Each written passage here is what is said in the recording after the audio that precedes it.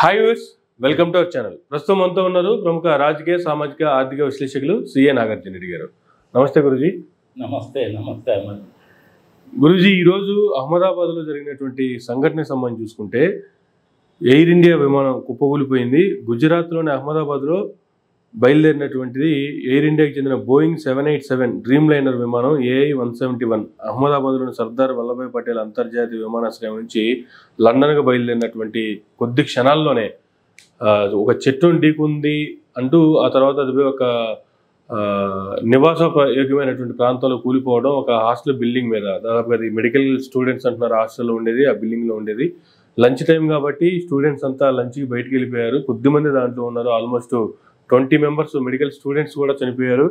విమానంలో ఉన్నటువంటి అందరూ క్రాష్ అయిపోయినట్లుగా అహ్మదాబాద్కి సంబంధించినటువంటి సిపి జ్ఞానేశ్వర్ సింగ్ ఆయన అఫీషియల్ ప్రకటన కూడా వెలువడింది.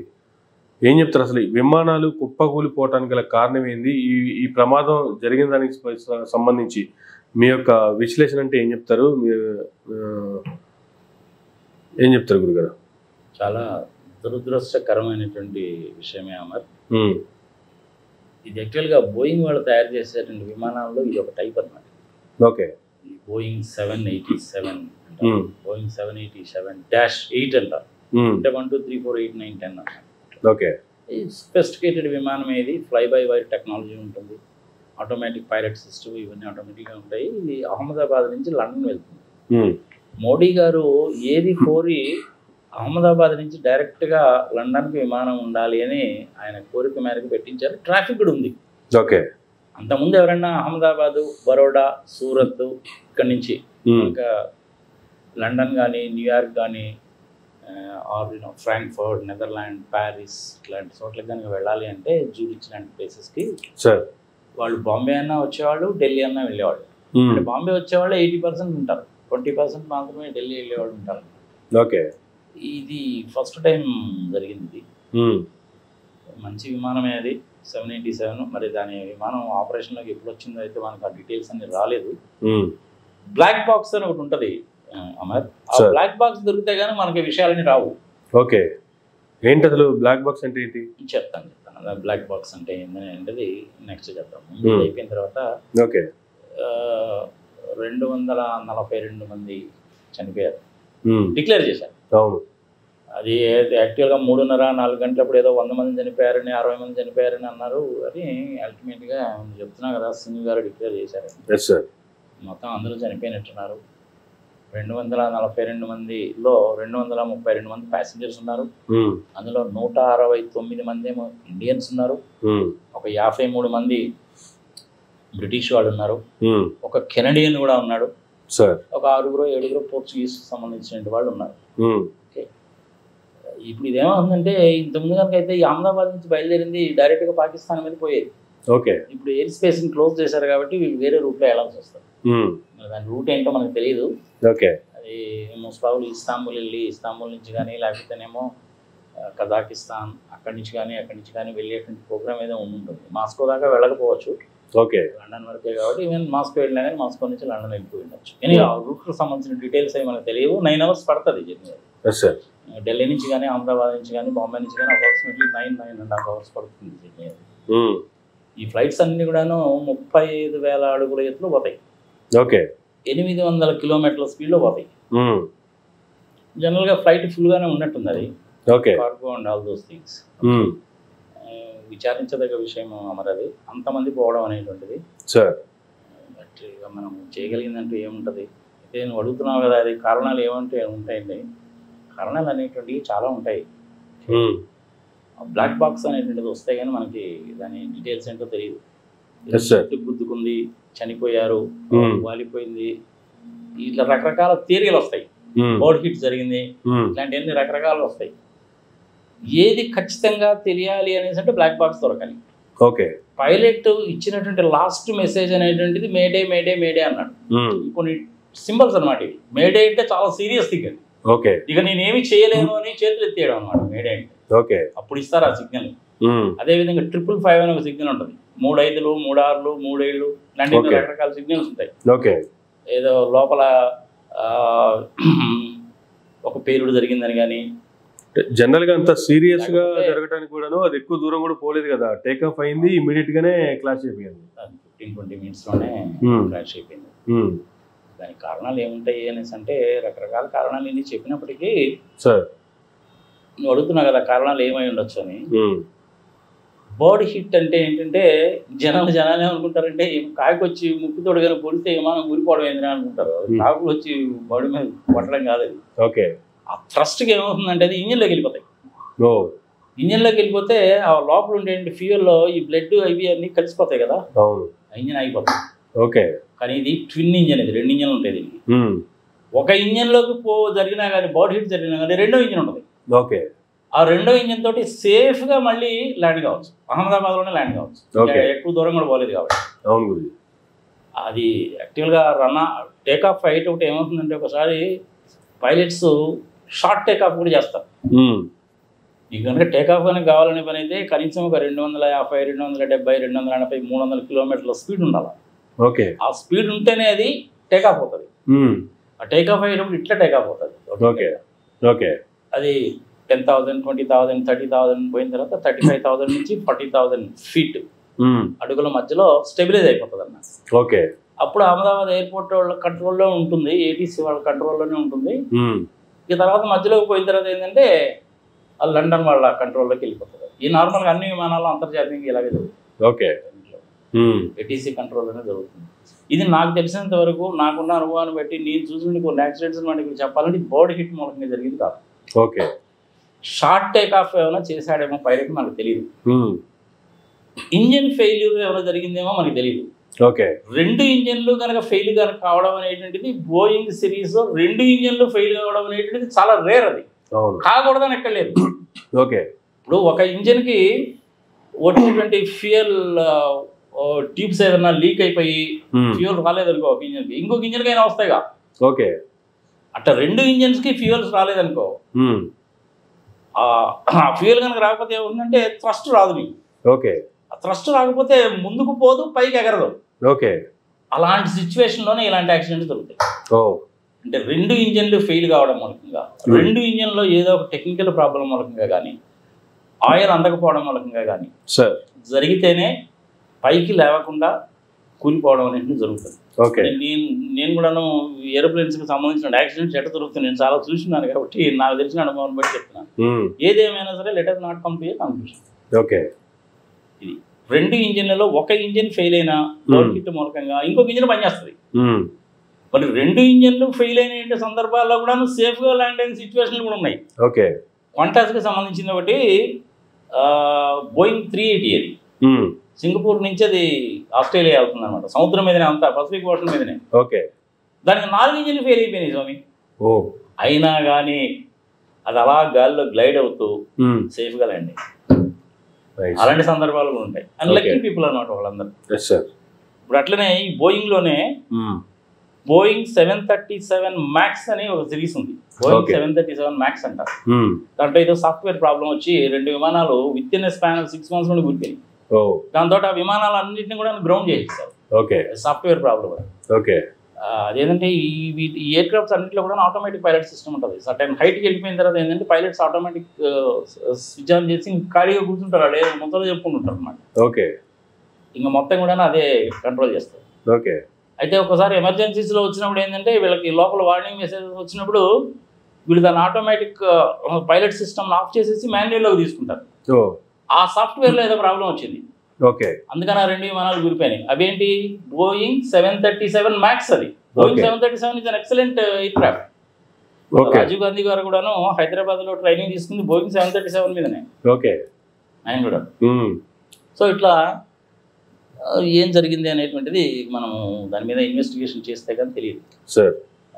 అయితే అసలు ఈ ప్రమాదాలు జరుగుతున్న తిరిగి వీటికి సంబంధించి కొన్ని సూటబుల్ యాక్సిడెంట్స్ అంటే ఏం చెప్తారు? సూటబుల్ కాదు, notable accidents. Okay. Notable accidents అంటే చెప్పదలుచుకుంటే చాలా కొన్ని వందలు ఉంటాయి అనుకో, కానీ ప్రధానంగా చెప్పదలుచుకుంది ఏంటంటే మన ఎయిర్ ఇండియా వాళ్ళకి సంబంధించినటువంటిదే బోయింగ్ 747 విమానం.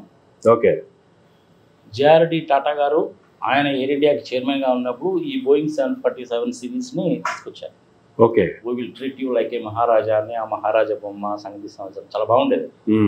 మెజారిటీ టాటా గారు చైర్మన్ గాను తీసుకొచ్చారు. ఓకే. 1వ తారీఖు జనవరి 1978 డేట్ గుర్తుపెట్టుకో. 1వ తారీఖు జనవరి 1978న టేక్ ఆఫ్ అయినటువంటి బాంబే ఎయిర్పోర్ట్లో టేక్ ఆఫ్ అయ్యి న్యూయార్క్ వెళ్తుంది అది. ఓకే. వితిన్ 20 minutes లోనే కూలిపోయింది అది. అరేబియా సముద్రంలో కూలిపోయింది. ఓకే. ఒక్కళ్ళు కూడా బతకలేదు, అందరూ చనిపోయారు. మంచి ఎక్స్పీరియన్స్డ్ పైలట్స్. ఓకే. మరి దాని తర్వాత అంటే ఇన్ని సంవత్సరాలు అయిపోయిన తర్వాత నాకు మటుకు ఆడ గుర్తుండేది వస్తుంది. దానికి కారణాలు ఏంది, దాని బ్లాక్ బాక్స్ ఏం చెప్పింది సంగతి నాకు కూడా అలా గుర్తుంది. నువ్వు ఎలా గుర్తుంటాయి కానీ నాకు ఆ డేట్ ఎందుకు గుర్తుందంటే మా కాలేజీ తరఫున మేము టూర్కి వెళ్ళాం. ఓకే. నేను ఆ రోజు ఢిల్లీలో ఉన్నాను, అందుకని అంత స్పెసిఫిక్గా గుర్తుంది. జిమ్మీ కార్టర్ గారు ఆ రోజు ఇండియా వచ్చారు. నీలం సంజీవ్ రెడ్డి గారు భారతదేశానికి రాష్ట్రపతిగా ఉన్నారు. ఓపెన్ కార్లో వచ్చాడు ఆయన. Jimmy Carter, I think Jimmy Carter అనుకుంటాను. ఓపెన్ కార్లో రాష్ట్రపతి భవన్ దగ్గర నుంచి ఇండియా గేట్ దగ్గరికి వచ్చాడు. నేను ఒక 50-60 అడుగుల దూరం నుంచి చూశాను. ఓకే. నీలం సంజయ్ రెడ్డి గారు నన్ను ఆయన ఇద్దరిని చూశాను. అదే రోజున ఇందిరాగాంధీ గారిని ఆమె ఇంట్లో కలవడం కూడా జరిగింది. ఓకే. అందుకని ఈ 3 ఇన్సిడెంట్లు జరిగాయి కాబట్టి నాకు అంత స్పెసిఫిక్గా గుర్తుంది. 1వ తారీఖు జనవరి 1978 మా కాలేజీ తరఫున టూర్కి వెళ్ళాం. హైదరాబాద్ నుంచి బాంబే వెళ్ళి, బాంబే నుంచి జైపూర్ అవి ఇవి వెళ్ళి ఢిల్లీ వచ్చి, ఓకే, ఢిల్లీలో వెంకటస్వామి గారు ఉన్నారు అప్పుడు మనకి రెవెన్యూ మినిస్టర్గా. వెంకటస్వామి గారి క్వార్టర్లోనే ఉన్నాం మేము. ఓకే. ఇంకా అక్కడి నుంచి ఆగ్రా, మధుర, ఫతేపూర్ సిక్రీ అవన్నీ చూసి మళ్ళీ ఢిల్లీ వచ్చి ఏపీ ఎక్స్ప్రెస్ ఎక్కి హైదరాబాద్ వచ్చాం అన్నమాట. ఓకే. అహ్మదాబాద్, బరోడా, సూరత్ ఇవన్నీ చూసాం, సిటీ ఇవన్నీ చూసాం. సో అందుకని నాకు అది బాగా గుర్తుంది. సో అది ఒక నోటబుల్ యాక్సిడెంట్. ఓకే. అదేవిధంగా మన న్యూక్లియర్ ఫిజిస్ట్ ఉన్నాడు ఒక ఆయన, మన ప్రపంచవ్యాప్తంగా పేరు పొందినటువంటి న్యూక్లియర్ ఫిజిస్ట్ ఆయన, హోమీ బాబా గారు. ఓకే. అది కూడా సేమ్ ఎయిర్ ఇండియా వాళ్ళ ఫ్లైటే, 101 అంటారు దాన్ని. ఆయన ఒక మీటింగ్ కోసం అని చెప్పి వెళ్తూ ఆ ఫ్లైట్ కూలిపోయింది. ఓకే. దాని వెనక సిఐఐ వాళ్ళ హస్తం ఉంది, కావాలని చేశారు అనేటువంటిది రూమర్స్ కూడా ఉన్నాయి. తర్వాత కొంతవరకు అది అమెరికా వాళ్ళని తొందరగా ఒప్పుకుంటారా మేమే చేసామని. ఆయన అనుకున్నట్టయితే భారతదేశంలో ఈ న్యూక్లియర్ ఎనర్జీలో కానీ లేకపోతేనేమో అంతరిక్షానికి సంబంధించిన దాంట్లో ఎక్కడికో వెళ్ళిపోతారు వీళ్ళు, వీళ్ళని ఎలాగైనా అణగదొక్కాలి అన్నటువంటి ఒక కుట్రపూరితమైనటువంటి దాంతో చేశారు అని చెప్పారు అన్నమాట. ఇది వింటర్ సీజన్ కదా, అది ఆ మంచు పర్వతాలు కూరుకుపోయిందండి, అందరూ చనిపోయారు. అంటే ఒక్క మనిషి మీద కక్షతోటి కొన్ని 100 మందిని చంపేసినట్టుగా. అంతే కదా. ఏమో ఆయన కనుక నిజంగానే బతుకుంటే ప్రపంచానికి ఎంత మంది చేసేవాడు మనకు తెలియదు కదా. సో ఇది ఒక యాక్సిడెంట్. ఇది అదేవిధంగా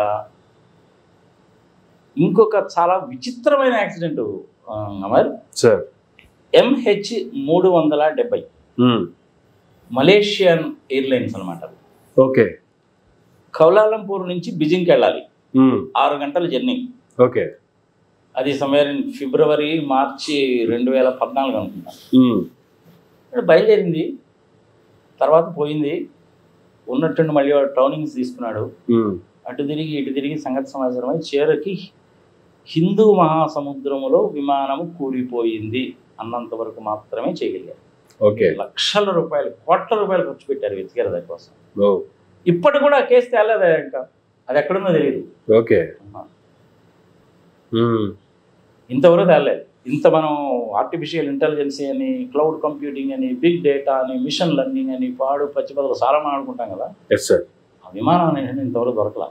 దొరకకుండా పోయేటువంటి సమస్య ఉండదు అసలు యాక్చువల్గా. కానీ ఈ ఒక్క విషయంలో ఇప్పటి వరకు కూడా తేలేదా. ఓకే. ఈ నోటబుల్ యాక్సిడెంట్ అన్నమాట. అదేవిధంగా టెనరిఫే అని, కరెక్ట్గా ఎయిర్పోర్ట్ పేరైనా గుర్తులేదు నాకు, అది టెనరిఫేలో ఉండాలి. అది కూడా చాలా పెక్యులర్ యాక్సిడెంట్ అది. ఓకే. అదేమైందంటే పెనామ్ వాళ్ళది, కేఎల్ఎం వాళ్ళది, 2 కూడాను బోయింగ్ 747 విమానాలే. ఓకే. అవి 2 కూడాను వేరే ఎయిర్పోర్ట్స్లో దిగాలి. ఆ ఎయిర్పోర్ట్స్లో బాంబు దాడులు జరిగాయని, అన్రెస్ట్ ఉందని, పేలుళ్ళు జరిగాయని ఆ విమానాలన్నింటినీ కూడాను ఈ ఎయిర్పోర్ట్కి డైవర్ట్ చేశారు. ఓకే. ఈ టెనరిఫ్ ఎయిర్పోర్ట్, ఐలాండ్స్ ఎయిర్పోర్ట్కి డైరెక్ట్ చేశారు. ఆ ఎయిర్పోర్ట్కి డైవర్ట్ చేశారు. సరే, అది చిన్న ఎయిర్పోర్ట్, అది ఇంత పెద్ద పెద్ద విమానాలని హ్యాండిల్ చేయగలదు కానీ ఎక్కువ విమానాలను హ్యాండిల్ చేయలేదు అది. ఓకే. అక్కడ ఏమైందంటే ఆ పైలట్స్ మధ్య ఉండే కమ్యూనికేషన్ గ్యాప్లో పెనామ్ వాడిని మీరు ఆ రన్వే నుంచి ఈ పార్కింగ్ స్లాట్లోకి వచ్చి పార్క్ చేసుకోండి అని చెప్పారు. ఓకే. వాడు ఆ రన్వే నుంచి ఈ మధ్యలో ఉండే రన్వే మీదుగా అటు వెళ్ళాలి. కేఎల్ఎం వాడికి ఏం చెప్పారంటే వాడు ఎనిహో వెళ్ళిపోతాడారా బాబు, నువ్వు టేకాఫ్ చేసేది అన్నారు. ఓకే. అందుకని వీడు ఏం చేశాడంటే రన్వే మీదకి వచ్చి టేకాఫ్ చేశాడు. స్పీడ్గా వెళ్ళాలి కదా, చెప్పే కదా నీకు 250, 270, 300 కిలోమీటర్లకు అయితే కానీ నువ్వు టేకాఫ్ చేయలేవు. 2 Boeing 747 సార్. ఆ టేకాఫ్ చేసే టయానికి ఏమైందంటే వీడు టేకాఫ్ చేసే టయానికి వీడు సగాల్లోనే ఉన్నాడు, వెళ్ళిపోతాడు. ఓకే. అంతే. 576 మంది, 580 మంది చనిపోయారు. 583 మంది అంతమంది చనిపోయారు అన్నమాట. అది చాలా, ఆ రోజుల్లో అది చాలా మిజరబుల్ యాక్సిడెంట్. అంటే ఎక్కడో ఎయిర్పోర్ట్లో ఎవడో ఒక టెర్రరిస్ట్ చేసినటువంటి పనికి మాలిన పనికి ఈ విమానాలను ఇక్కడికి డైవర్ట్ చేసి ఈ విమానాలు ఇక్కడ క్రాష్ అయినాయి. అది టెర్రరిజం ఎఫెక్ట్ అనేది ఎలా ఉంటుందో చూడు, ఇట్లా ఉంటుంది అన్నమాట. అంత దారుణంగా ఉంటుంది. అదేవిధంగా మన ఇండియన్ ఎయిర్లైన్స్ వాళ్ళ విమానాన్ని కూడా ఒక దాన్ని హైజాక్ చేసి, అదేంటి నేపాల్ నుంచి ఢిల్లీ వస్తుంది, ఓకే, దాన్ని హైజాక్ చేశారు. అది ఇప్పుడు 1999లో మనకి ఇది కందహార్ కార్గిల్ యుద్ధం జరిగింది కదా, కార్గిల్ యుద్ధం జరిగిన తర్వాతనే అది. ఓకే. దాన్ని ఫస్ట్ పాకిస్తాన్ తీసుకోవాలని చూసారు టెర్రరిస్టులు. వాడు మేము అలో చేయమన్నారు. ఓకే. వాళ్ళు అలో చేయమంటే ఆఫ్ఘనిస్తాన్ తీసుకోవాలని చూశారు. వాళ్ళు ఫస్ట్ మేము అలో చేయమన్నారు. వేరే ఇంకొక ఎయిర్పోర్ట్ని అడిగారు, వాళ్ళు అలో చేయమన్నారు. ఎందుకంటే ఇది హైజాక్ అయిందని సంగతి తెలుసు కదా. చివరికి అల్టిమేట్గా ఎట్లా ఒప్పించి ఇది చేసి కింద మీద పడితే దాన్ని కాంహార్లో ల్యాండ్ చేశారు. 6 రోజుల తర్వాత కానీ ఇష్యూ సెటిల్ కాదు. 6 days పెట్టిందన్న. అందులో ప్రధానంగా వాళ్ళ కోరిక ఏందో బాగుంటే ఈ టెర్రరిస్ట్ ఆర్గనైజేషన్ కింద వర్క్ చేసేటువంటి వాళ్ళు కొంతమంది రిలీజ్ చేయండి, విడిచి పెట్టండి జైళ్లలో నుంచి అనేది వాళ్ళ ప్రధానమైన demand. I think $2 million, $15 million డబ్బులు అడిగారు. 2 million కాదు, $200 million అనుకుంటాను డబ్బులు అడిగారు. ఓకే. డబ్బులు ఇవ్వడానికి అయితే ఓకే. అది చాలా విచిత్రమైన సంఘటన అనమాట. ఫస్ట్ ఫ్యూయల్ తక్కువ ఉందిరా బాబు, సంగతి సమాచారము అనేసి అంటే అమృత్సర్లో ల్యాండ్ చేసుకోవడానికి వాళ్ళు ఒప్పుకున్నారు. అమృత్సర్లో ల్యాండ్ చేశారు. వీళ్ళని సరౌండ్ చేద్దాం కదా ఉద్దేశం 45 నిమిషాలు ఉంచారు దాన్ని అక్కడ. వీళ్ళు రీఫీలింగ్ చేయాల. వాళ్ళు ఏం చేశారు, బెదిరించి నువ్వు కమాన్ యూ టేక్ ఆఫ్ అన్నారు. వీడు టేక్ ఆఫ్ అయ్యాడు. వాళ్ళేమో మా నైట్ ల్యాండింగ్ ఫెసిలిటీ లేదండి అని చెప్పి వాడు పాకిస్తాన్ వాడేమో అలో చేయాలి. చివరికి అల్టిమేట్గా కాందాహార్లో ల్యాండ్ చేశారు. 6 రోజుల తర్వాత వీళ్ళందరినీ రిలీజ్ చేసిన తర్వాత కానీ ఆడ ప్యాసింజర్స్ వదిలిపెట్టాం. అప్పటికి లోపల ప్యాసింజర్ పంపించారు. ఓకే. ఇది ఇంకా చాలా విచిత్రమైన సంఘటనలు కొన్ని ఉంటాయి. నీకు ఒకసారి ఒక ఏరోప్లేన్కి అది కాక్పిట్, ఆ కాక్పిట్ తర్వాత నీకు లోపలికి వచ్చే ఎంట్రన్స్ ఉంటుంది, ప్యాసింజర్ సీట్స్ ఉంటాయి. 9 సీట్లు పైన టాప్ లేచిపోయింది. ఓకే. విచిత్రం ఏదో తెలుసా నీకు, ఎయిర్ హాస్టెస్ అన్న ఎట్లా గాలిలో గెలిపోయింది, తెలియదు అసలు ఎటుపోయిందో కూడా. కానీ ప్యాసింజర్స్ అందరు సేఫ్. ఓకే. పైలట్స్ చాలా కేర్ఫుల్గా ప్యాసింజర్స్ని ల్యాండ్ చేశారు. అది చాలా విచిత్రమైన సంఘటన అన్నమాట. పైన లేచిపోతే కూడా ప్యాసింజర్లు అందరూ బతికారు. ఎయిర్ ఫ్రాన్స్ వాళ్ళది ఒకటి బయలుదేరి 2.5 hours తర్వాత అది యాక్చువల్గా మనకి బర్ముడా ట్రయాంగిల్ అని ఒకటి ఉంటుంది. బర్ముడా ట్రయాంగిల్ మీద ఫ్లైట్స్ కానీ అవి కానీ షిప్లు కానీ పోవు. అక్కడ బర్ముడా ట్రయాంగిల్ కాకుండా పక్కదారిలోనే వెళ్ళాడు పాపం. ఓకే. అయినా కానీ అది అట్లాంటిక్ మహాసముద్రంలో కూలిపోయింది ఎయిర్ ఫ్రాన్స్ వాళ్ళు. ఆ తర్వాత ఏదో కింద మీద పడ్డారు, తీశారు. కానీ ఏముంటుంది కానీ తీస్తున్నారు. ఈ విధంగా ఇంకొక విచిత్రమైన యాక్సిడెంట్ చెప్పరా నీకు, అది చాలా డైనమిక్ అండ్ డేరింగ్ అనమాట. అది కూడా ఎయిర్ ఫ్రాన్స్ వాళ్ళదే. ఓకే. ఎయిర్ ఫ్రాన్స్ వాడు విమానమే. టెలవీవ్ దగ్గర బయలుదేరి అది ప్యారిస్ వెళ్తుంది అనమాట. దాన్ని హైజాక్ చేశారు. ఓకే. హైజాక్ చేసి వేరే దేశాన్ని తీసుకెళ్ళారు. ఎక్కడికి, ఐ థింక్ జాంబియా ఆర్ జింబాబియాకు ఎక్కడికో తీసుకెళ్ళి పెట్టారు. ప్యాసింజర్స్ అందరిని కూడా తీసుకెళ్ళి అక్కడ పార్క్ చేసి పెట్టారు. ఇడి అమీన్ అనే పేరు నామం ఎప్పుడన్నా, ఇడి అమీన్ ఆ దేశానికి రాష్ట్రపతి అప్పుడు. అతను లేడు ఆ రోజు. అతను ఎక్కడో విదేశాలకు పోయాడు. ఆ ఫ్లైట్ తీసుకొచ్చి అక్కడ ల్యాండ్ చేసి పెట్టారు. వాళ్ళది ఏందిరే బాబు అంటే ఇదే ఉగ్రవాద సంస్థలు అంటే వాళ్ళు చేసే పనులు ఇయ్యగా. ఓకే. ఆ పిఎల్ఓలు ఇజ్రాయెల్ కొట్టుకోవడము సంఘర్షణ సమాచారం ఉంటుంది కదా, అది ఆ వ్యవహారం రిలీజ్ ఏమైనా అంటే ఇజ్రాయెల్ వాళ్ళు ఎంత డేరింగ్ యాక్షన్ చేశారంటే లో లెవెల్లో ఫ్లై చేసి అంటే సర్టెన్ లెవెల్ కంటే కింద ఫ్లై చేయలేవు విమానాలు. ఓకే. లో లెవెల్లో ఫ్లై చేసి 2 విమానాలు తీసుకెళ్ళి ఆ విమానంలో వాడేటువంటి నల్లటి కలర్ ఉన్న బ్లాక్ మెర్సిడీస్ బెంజ్ కార్ను కూడా తీసుకెళ్ళి రన్వే మీద లైట్స్ లేకపోతే టార్చ్ లైట్లు వేసుకొని పోయి ఆ విమానాన్ని పార్క్ చేసుకొని ప్యాసింజర్స్ అందరిని విడిపించుకొని వచ్చారు. ఓకే. అందులో ఒక ప్యాసింజర్ చనిపోయాడు. ఇది ఈ రెస్క్యూ ఆపరేషన్కి వెళ్ళిన వాళ్ళలో ఒక అతను చనిపోయాడు. ఓకే. ఇప్పుడు ఇజ్రాయెల్కి ప్రెసిడెంట్ గా ఉన్నటువంటి నెతన్యాహు ఓన్ బ్రదర్ అతను. చాలా డేరింగ్ అన్నమాట. ఎంతో మంది కాదు అక్కడ ఉన్నది టెర్రరిస్టులు, తిప్పి కూడా అంతా 10 మంది కూడా లేరట. 10 మంది టెర్రరిస్టులు చంపేసి ప్యాసింజర్స్ అందరినీ మళ్ళీ విమానాలు ఎక్కించుకొని మళ్ళీ ఇజ్రాయెల్ తీసుకొచ్చారు.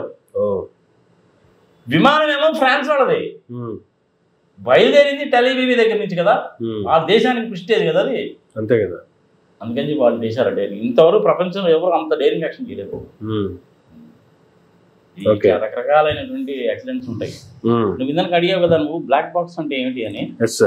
బ్లాక్ బాక్స్ అంటే ఏంటంటే కాక్పిట్ లో ఉంటుంది, పైలట్స్ మాట్లాడుకున్నది, ఈ పైలట్స్ ఏటీసీ సెంటర్ తో మాట్లాడింది, ఈ పైలట్స్ చుట్టుపక్కల ఉన్న విమానాలతో మాట్లాడినటువంటిది, 2 పైలట్స్ మాట్లాడుకున్నది, ఇవన్నీ కూడా బ్లాక్ బాక్స్ లో రికార్డ్ అవుతాయి.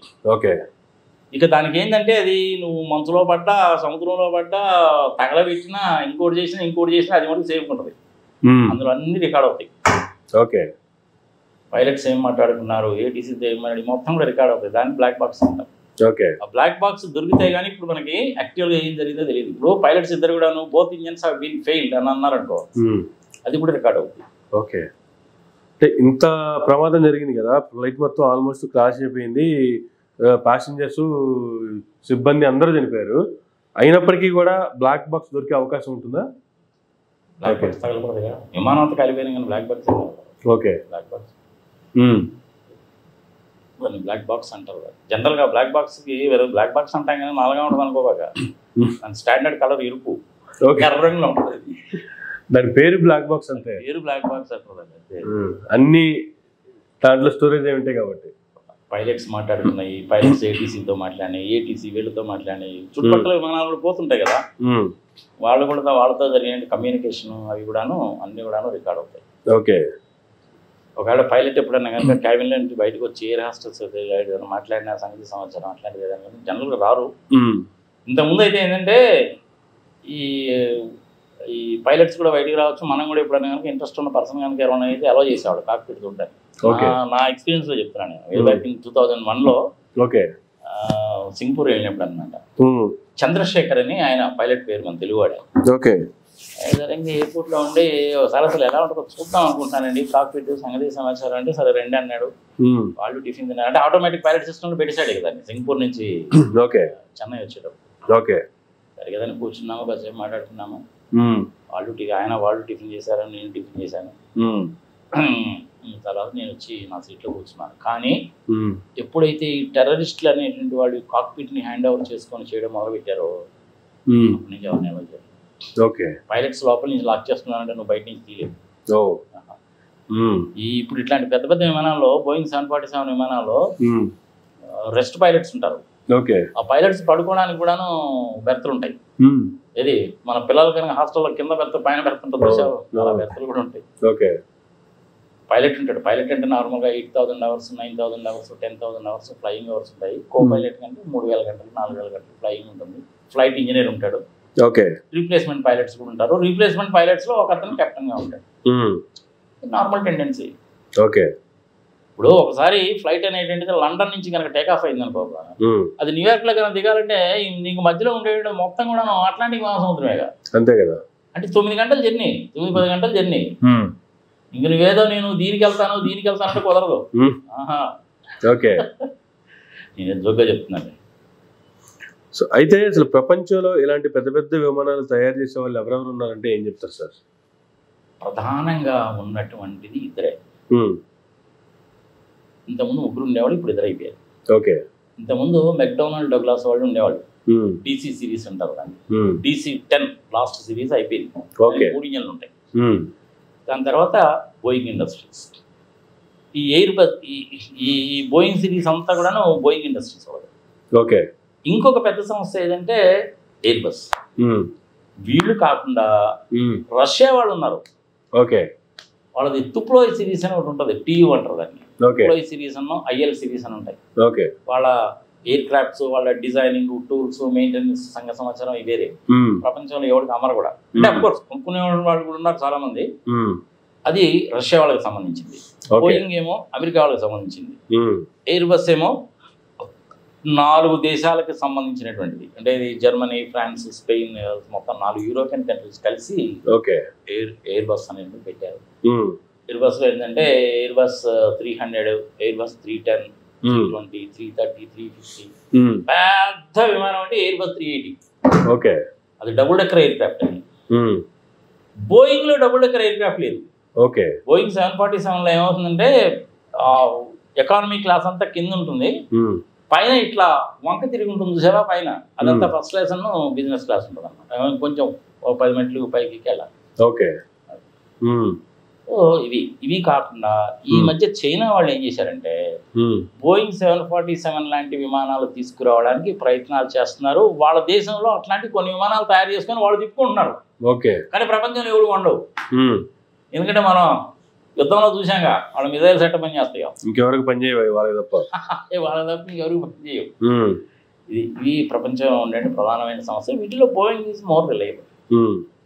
ఇప్పుడు బోయింగ్ సిరీస్లో వచ్చిన కొత్తది ఏంటంటే బోయింగ్ 777 అని కొత్త సిరీస్ అనమాట. బోయింగ్ 777 EB అనే బోయింగ్ 777-300 EB అంటారు. EB అంటే ఎక్స్టెండెడ్ రేంజ్ అనమాట.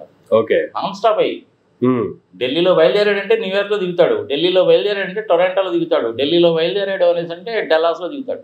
ఓకే. నాన్ స్టాప్ అనమాట. 14 hours 15 hours నాన్ స్టాప్ పోతాయి. ఓకే. ఎక్స్టెండెడ్ రేంజ్ అనమాట అంటారు దాన్ని. బోయింగ్ 777 ఎక్స్టెండెడ్ రేంజ్ అనమాట. ఓకే. 300 ఎక్స్టెండెడ్. అంత లాంగ్ చేసేటువంటిది ఎయిర్ బస్ వాళ్ళ దగ్గర లేవు. ఓకే. ఎయిర్ బస్ కన్నా బోయింగ్కి ప్రధానమైన డిఫరెన్స్ ఏంటంటే ఎయిర్ బస్ కూడా 2 ఇంజన్స్ 4 ఇంజన్స్ ఎయిర్ క్రాఫ్ట్స్ ఉన్నాయి.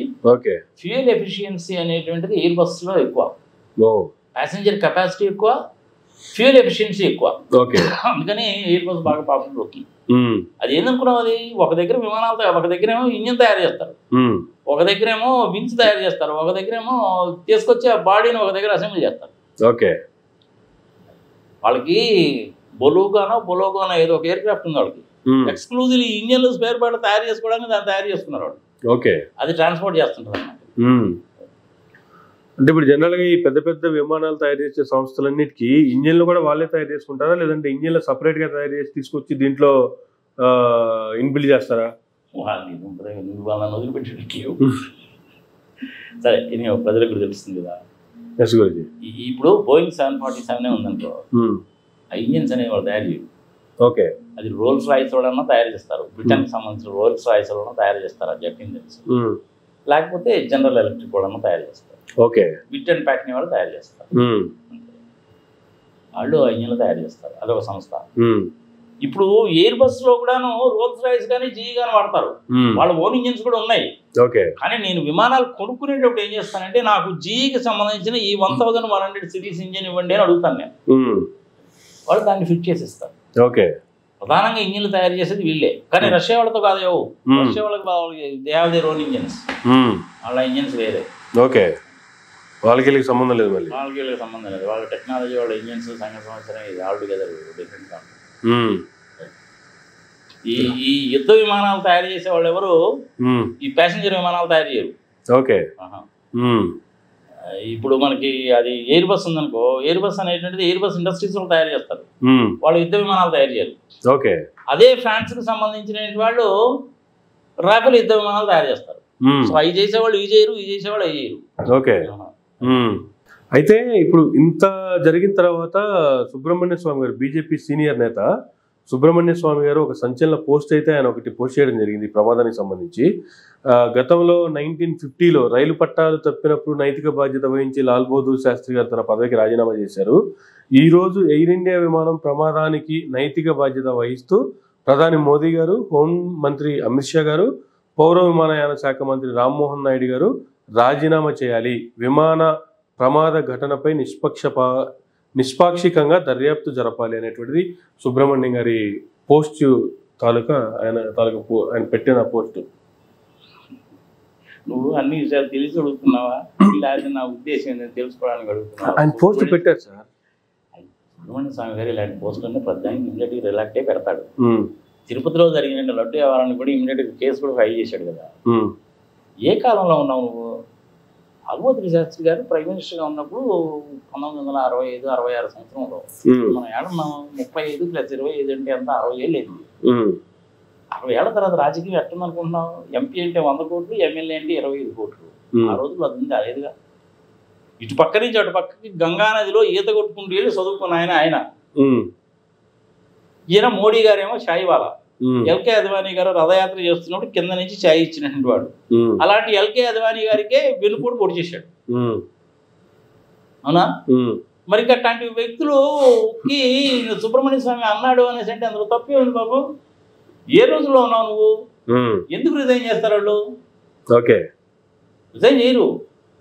పోనీ మన తెలుగువాడు యావియేషన్ మినిస్టర్గా ఉన్నాడు, పోనీ అర్థం చేస్తాడా? అసలు వాళ్ళు చేయనప్పుడు నేనెందుకు చేయాలనే మాట కూడా మాట్లాడు. ఇలాంటి ఆశలన్నీ పెట్టుకోవాలి నువ్వు. ఇలాంటివన్నీ చాలా జరుగుతుంటాయి. ఒకసారి రైల్వే యాక్సిడెంట్ జరిగింది చూసావా? చాలా మంది చనిపోయారుగా. చేశారా? మరి చేయలేదు. రైల్వే మినిస్టర్ ఏమైనా చేశాడా? చేయలేదు కదా. అవునా? పెట్రోల్ మీద డీజిల్ మీద పెద్ద బాధుతున్నారు కదా మోడీ గారు. మరి ఎవరైనా అంటున్నారా? ఫైనాన్స్ మినిస్టర్ నిర్మలా సీతారామన్ గారే కదా. ఏమైనా చెప్పాలిగా, ఇది మరీ అన్యాయం అండి. ఏమైనా మాట్లాడుతుందా? మాట్లాడలేదుగా. కానీ అలాంటివన్నీ కూడా నువ్వు ఆశలు పెట్టుకోకు. ఇంతకంటే నేను చెప్తే బాగుండదు. నువ్వు గట్టిగా కనుక మాట్లాడేటువంటి దేశద్రోహి, టుడే గ్యాంగు, మూటే గ్యాంగు, అర్బన్ నక్సలైట్ అంటున్నావు. అలాంటి ఆశలు నేను పెట్టుకోబాక. ఆ రోజుల్లో పాలిటిక్స్ ఈ రోజుల్లో పాలిటిక్స్ తేడా. ఆ రోజుల్లో పొలిటీషియన్స్ అనేవాళ్ళు దేశ స్వతంత్ర ఉద్యమంలో పాల్గొన్న వాళ్ళు, దెబ్బలు తిన్నవాళ్ళు, వీటి మీద ముద్రలు వేయించుకునే వాళ్ళు, వాళ్ళకు ఉన్న ఆస్తిపాస్తులు అన్నింటినీ కూడాను దానికోసం ఇచ్చినటువంటి వాళ్ళు. వీళ్ళు అదానీని అంబానీని పైకి లేపి డబ్బులు సంపాదించేవాళ్ళైతే ఎలక్షన్ బాండ్ల పేరు మీద డబ్బులు తీసుకుంటారు కదా వీళ్ళు. మరి కంపేర్ చేయబాకు. ఆ రోజులకి ఈ రోజులకి మర్చిపో. గెలవము అని చెప్పి అనుకుంటే ఈవీఎం కూడా మేనేజ్ చేస్తారు. ప్రోగ్రామ్ రాయడం పెద్ద కష్టమా? 2 లైన్ల ప్రోగ్రామ్ రాయొచ్చు, ఈజీ. ఏముందండి, కష్టమైన పని కాదు. కానీ దాని వాడిని పెద్ద ఎక్కువ ఆలోచించబాకండి. ఆ రోజుల్లో ఈ రోజుల్లో కంపేర్ చేయబాకండి. అలాగే సో దీనికి ఎండ ఉండదా అంటే ప్రతి దానికి కూడాను ఒక తుది అంటూ ఉంటుంది. గ్రాఫ్ అలా పెరిగి తర్వాత మళ్ళీ ఎలా పడిపోతుంది. ఇలాంటి నీచ నికృష్ట దరిద్ర దిక్కుమాలిన మాదర్చేతి పనులు చేసే వాళ్ళకి మనం ఏమీ చేయలేము. కానీ పైన భగవంతుడు ఉన్నారు. ప్రజాస్వామ్యంలో మనం చేయగలం, కానీ అది చేసే అవకాశం కూడా మనకి ఇవ్వకుండా ఈవీఎంలు మేనేజ్ చేస్తే ఇంక నువ్వు నేనేం చేస్తాను? వాళ్ళు మన మీద కేసులు పెడితే, ఒక కేసు హైదరాబాద్లో, ఒక కేసు నిజామాబాద్లో, ఒక కేసు తిరుపతిలో పెడితే మన పనులు పెట్టుకొని ఈ కేసుల కోసం మనం ఆడి తిరుగుతామే. ఇది కుదిరిపోయినా. కానీ ప్రజల్లో చైతన్యం అనేటువంటిది ఏదో ఒక రోజు వచ్చి తీరుతుంది. 1857వ సంవత్సరంలో మొదలైనటువంటి సిపాయిల తిరుగుబాటు దేశానికి స్వతంత్రం రావడానికి 90 సంవత్సరాలు పట్టింది. కానీ మోడీ గారు, అమిత్ షా గారు రిజైన్ చేస్తారంటే భలే జోగు చేస్తాను. అలాంటి ఆశలన్నీ ఏం పెట్టుకోకు, అలాంటివన్నీ ఏమీ చేయరు. రైట్. ఇంకా ఫైనల్గా ఒక విషయానికి సంబంధించి చూసుకుంటే, ఇంతమంది ప్యాసింజర్స్ ఉన్నారు, దాంట్లో ఇండియన్స్ దాదాపుగా 169 మంది వరకు ఉన్నారని చెప్పారు. ఆ 169 మందిలో గుజరాత్కి సంబంధించినటువంటి మాజీ సీఎం కూడా ఉన్నారు. అయితే ఏంటంటావు? మాజీ సీఎం ఉంటే ఏంటంటావు? ఆయనకి ఏమైనా ముందు తెలుసా ఈ రైలు కూలిపోతుంది? అలాంటివన్నీ చాలా రాజశేఖర రెడ్డి గారు హెలికాప్టర్ క్లాష్ పోలేదా? వాతావరణం సరిగలేక రాంగ్ డెసిషన్ మూలంగా జరిగింది. మన బాలయ్య గారు పోలా, చెట్టు పుత్తుకొని హెలికాప్టర్ కూలిపోయాను పోలా. అస్సాంకు సంబంధించిన ముఖ్యమంత్రి కూడా ఆయన పోయాడు కాదు. బిర్లా వాళ్ళకి సంబంధించిన ఆయన కూడా ఒక ఆయన ఎయిర్ క్రాష్లోనే పోయాడు. కేకే బిర్లానో ఏదో ఉండాలి ఆయన పేరు. ఓకే, పేరు నాకు కరెక్ట్గా గుర్తులేదు. ఆయన కూడా ఇట్లాంటి క్రాష్లోనే పోయాడు. ఇలాంటి వాళ్ళందరూ ఎంతమంది పోయినా కానీ ఓకేనమ్మా. రాజశేఖర్ రెడ్డి లాంటి వాళ్ళు పోయినా, హోమీ బాబా లాంటి వాళ్ళు కనుక పోతే దేశానికి చాలా నష్టం. అలాంటి వాడు పోకూడదు. కానీ హోమీ బాబాని పర్పస్ఫుల్గానే చంపేశారు ఆయన. ఓకే, క్రాష్ చేసి మరీ చంపేశారు. అన్యాయం కదా. ఇంకా అన్యాయం ఏముంది, అది ఎప్పుడో జరిగిపోయిన వ్యవహారం కదా. ఇట్లాంటివన్నీ అమెరికా వాళ్ళు ఇట్లాంటి పనికి మాలిన పనులు చాలా చేస్తూ ఉంటారు. కానీ 30-35 లక్షల మంది మన ఇండియా వాళ్ళు అమెరికాలో చాలా మంది ఉన్నారు కాబట్టి మనం కూడా ఏం గట్టిగా మాట్లాడలేకపోతున్నాం. కానీ మోడీ గారు కొంచెం F-35 విషయంలో గట్టిగానే ఉన్నాడు. S-400 సిస్టమ్స్ కొనుక్కోవడంలో రష్యా వాళ్ళ దగ్గర నుంచి గట్టిగానే ఉన్నాడు. మంచిదే, తల వంచలేదు. సో ఫైనల్ గా వీళ్ళందరికీ కాంపెన్సేషన్ ఎలా ఉంటుంది, ఏం చెప్తారు సార్? కోట్లలో ఉంటుంది. ఎనీహో ఇన్సూరెన్స్ పాలసీలు ఎనీహో ఉంటాయి వీళ్ళకి. కోట్లలోనే ఉంటాయి కాంపెన్సేషన్ కూడా కాదు, క్రోర్స్లోనే ఉంటాయి. ప్రపంచంలో సేఫెస్ట్ ట్రాన్స్పోర్టేషన్ ఏది అంటే రైల్వేస్ అండి. ఓకే, ఆర్టీసీ బస్సులు, ప్రైవేట్ బస్సులు కాస్తున్నా. ఓకే, విమాన ప్రయాణం అంటే విమానం ఎక్కాము, గాలిలో పోతున్నాం, ఆహా ఓహో అని చెప్పి సంకలు కొట్టుకుంటున్నాము. కానీ టేకాఫ్ చేసేటప్పుడు ఇట్టిట్ అంటది, ల్యాండ్ అయ్యేటప్పుడు ఇట్టిట్ అంటది. మధ్యలో కూడా ఏం జరుగుతుందో తెలియదు. ఇప్పుడు ఇది టేకాఫ్ అయిందిగా, టేకాఫ్ అయిన తర్వాత విత్ ఇన్ 20 minutes లో ఊలిపోయిందిగా. బ్లాక్ బాక్స్ లో అనాలిసిస్ చేస్తే కానీ రాదు. ఎందుకంటే వాళ్ళు తయారు చేసింది వాళ్ళు బోయింగ్ వాళ్ళు కదా, వాళ్ళు ఇంజనీర్స్ రావాలి, ఫెడరల్ ఏవియేషన్ రావాలి, మన వాళ్ళు కూడా ఉంటారు, టీం ఉంటుంది. ఇదంతా కూడాను ఫైనల్గా బయటికి రావడానికి కనీసం 1 సంవత్సరం పడుతుంది. పడుతుంది మనం తేలుతుందని మటుకు అనుకోబడుతుంది. Okay, right Guruji, thank you very much. ఈరోజు జరిగినటువంటి విమాన ప్రమాదానికి సంబంధించి అనేక విషయాలు, గతంలో ఇటువంటి ప్రమాదాలు, నోటబుల్ సిచ్యువేషన్స్ ఎలా ఏవైతే ఉన్నాయో వాటన్నిటికి సంబంధించి కూడా మీకు విశ్లేషణకు సంబంధించి థ్యాంక్ యూ సార్. ఇదండి ఈనాటి ఇంటర్వ్యూ. మరో గంటలో మళ్ళీ కలుసుకుందాం. చూస్తూనే ఉండండి మైరా మీడియా.